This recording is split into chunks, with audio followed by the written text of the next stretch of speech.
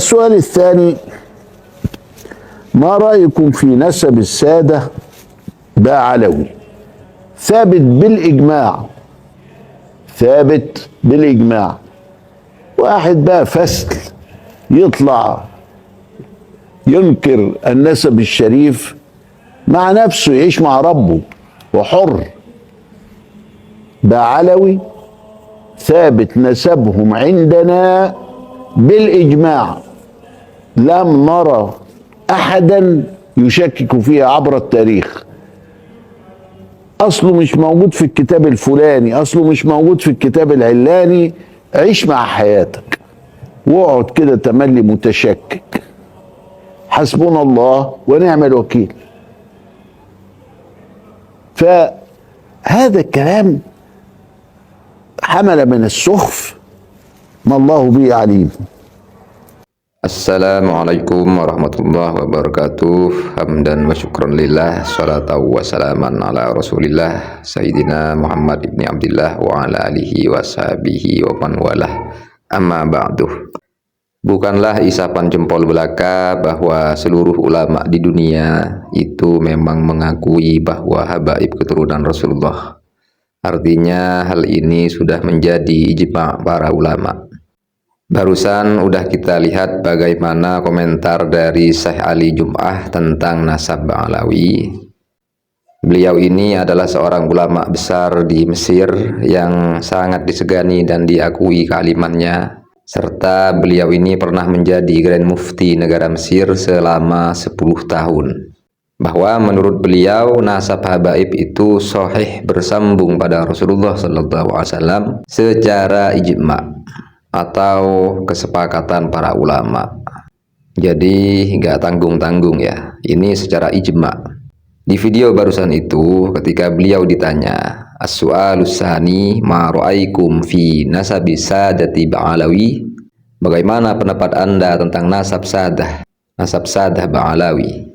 Maka beliau menjawab, sabitun bil ijma', thabitun bil ijma', yaitu valid menurut ijma', kesepakatan para ulama, sah menurut ijma'.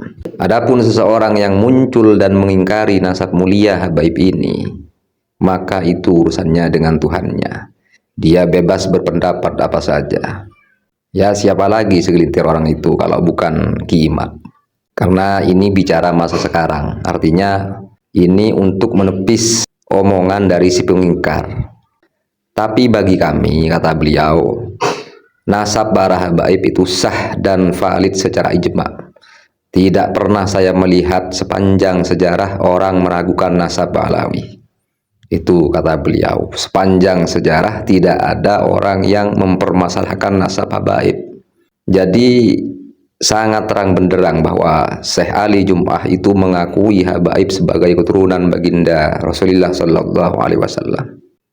Jauh sebelum beliau, sekitar beberapa bulan yang lalu, seorang allamah muda Al-Azhar, yakni Sayyid Usamah Al-Azhari, itu juga pernah menyampaikan bahwa keluarga Ba'alawi adalah termasuk salah satu keluarga Nabi yang mulia, yang merupakan salah satu keluarga terkuno.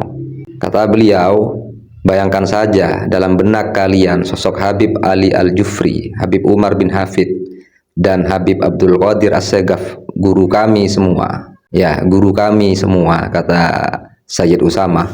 Sejak dulu keluarga Ba'alawi ini penuh dengan ilmu dan kewalian. Banyak di antara mereka bagaikan lautan ilmu, ma'rifat dan kewalian. Dan kemarin-kemarin juga dalam diskusi bersama Gus Fahrul Razi tentang isu nasab Ba'alawi yang dimunculkan oleh Pak Imad and the Gang, Sayyid Profesor Dr. Muhammad Fadlil Al-Jailani berpesan kepada Gus Fahrur agar disampaikan bahwa nasab Ba'alawi itu sahih sebagai duriyah Rasulullah dan gak mungkin nasab palsu karena sudah terbukti telah menurunkan cucu para ulama dan aulia di seluruh dunia. Ini pesan dari Sayyid Muhammad Fadlil Al-Jailani. Kemudian lebih jauh lagi, sebelum beliau barusan, sudah ada pernyataan dari Syekh Yusuf An-Nabhani bahwa kata beliau, Sesungguhnya kepada para sadah kita Ba'alawi telah berijma umat Nabi Muhammad SAW di seluruh masa dan daerah bahwa sesungguhnya mereka termasuk dari paling sahihnya nasab ahlil bait Nabi dan paling tetap pangkatnya dan paling banyak ilmu, amal, keutamaan serta akhlaknya. Dan mereka semuanya dari ahlu sunnah wal jamaah madhab Imam Asy-Syafi'i. Ini menurut Syekh Yusuf An-Nabhani. Kemudian ada juga komentar dari Rais Am PBNU Kiai Haji Miftahul Ahyar, Ketua PBNU dan wakilnya Gus Fahrur, Gus Najih Sarang, Kiai Abdullah Kafabihi Lirboyo, Gus Kausar Peloso, yang semuanya secara tegas dan meyakinkan menyatakan bahwa nasab habaib sama sekali tidak diragukan keabsahannya.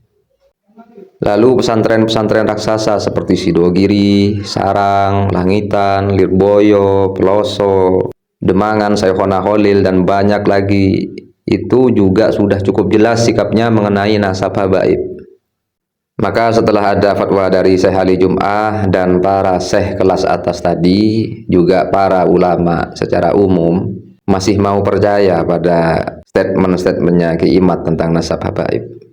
Namun bagi Ki Imad dan para pemujanya, siapapun yang tidak sependapat dengan mereka akan dicap sebagai orang yang nggak paham ilmu nasab, nggak paham ilmu fikih.